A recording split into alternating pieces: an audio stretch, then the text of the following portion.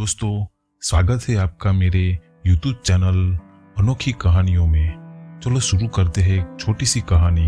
हिमालय के जंगल में ऐसे कई पेड़ पौधे हैं जो अपने आप में अनोखे हैं। ऐसे पेड़ पौधे और कहीं नहीं पाए जाते। इन पर लगने वाले फल और फूल सबसे अलग होते हैं। इन पर लगने वाले फल इतने मीठे और खुशबूदार होते हैं कि कोई भी इन्हें खाए बिना रह नहीं सकता। ऐसा ही एक पेड़ नदी के किनारे था, जिस पर सारे बंदर अपने राजा के साथ रहा करते थे।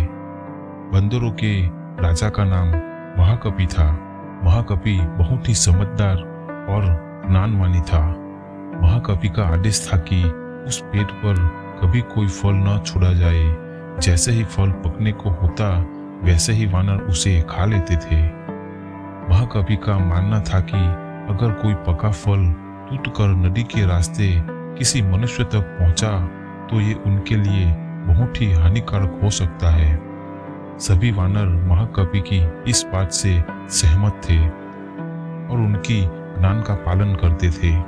लेकिन एक दिन एक पक्का फल नदी में जा गिरा, जो पत्तियों के बीच छुपा हुआ था। वह फल नदी में बहकर एक जगह पहुंच गया, जहां एक राजा अपनी रानियों के साथ घूम रहा था। फल की खुशबू इतनी अच्छी थी कि आनंदित होकर रानियों ने अपनी आंखें बंद कर ली।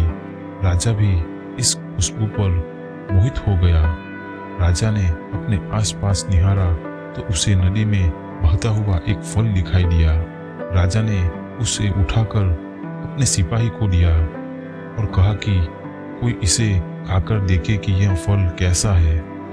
एक सिपाही ने उसे खाया और कहा कि ये तो बहुत मीठा है। इसके बाद राजा ने भी उस फल को खाया और आनंदित हो गया। उसने अपने सिपाही को इस पेड़ को खोजने का आदेश दिया जहां से ये फल आया था। काफी मेहनत के बाद राजा के सिपाही ने पेड़ को खोज निकाला। इन्हें नदी के किनारे वो सुंदर पेड़ नजर आ गया। उस पर बहुत सारे वानर बैठे हुए थे। सिपाही को ये बात पसंद नहीं आई और उन्होंने वानर को एक एक करके मारना शुरू कर दिया। वानरों को घायल देखकर महाकपि ने समझदारी से काम लिया। उसने एक बांस का डंडा पेड़ और पहाड़ी के बीच पुल की तरह लगा दिया। महाकपि ने सभी वानरों को उस पेड़ को छोड़ पहाड़ी की दूसरी तरफ जाने का आदेश दिया। वानरों ने महाकपि की आज्ञा का पालन किया और वो सभी बांस के सहारे पहाड़ी की दूसरी ओर पहुंच गए। लेकिन इस दौरान डरे सहमे बंदरों ने महाकपि को पूरी तरह से कुचल दिया। सिपाही ने तुरंत राजा के पास जाकर सारी बात बताई। राजा महाकपि की वीरता से बहुत प्रसन्न हुए और सिपाही को आदेश दिया कि महाकपि को तुरंत महल लेकर आए और उसका इलाज करवाया जाए। सिपाही ने ऐसा ही किया, लेकिन जब महाकपि को महल लाया गया तब तक वहां मर चुका था। दोस्तों, ये कहानी से हमें यह सीख मिलती है, वीरता और समझदारी हमें इतिहास के पन्नों में जगह देती है। साथ ही इस कहानी से यह भी सीख मिलती है कि हर मुश्किल घड़ी में समझदारी से काम लेना चाहिए।